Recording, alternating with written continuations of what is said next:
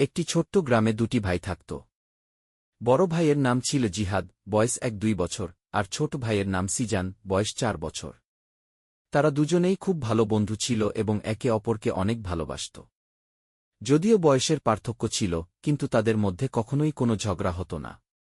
জিহাদ জানত যে সিজান এখনও ছোট, তাই তাকে সবসময় সাহায্য করতে হয়।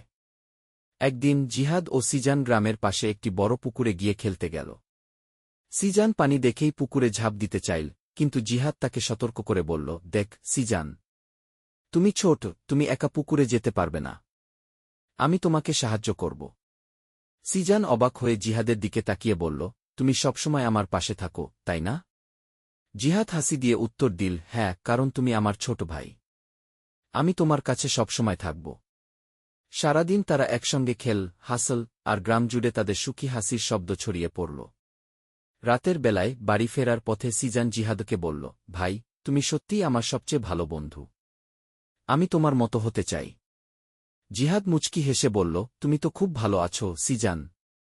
শুধু ভালো মানুষ হও, আর আমি সবসময় তোমার পাশে থাকব।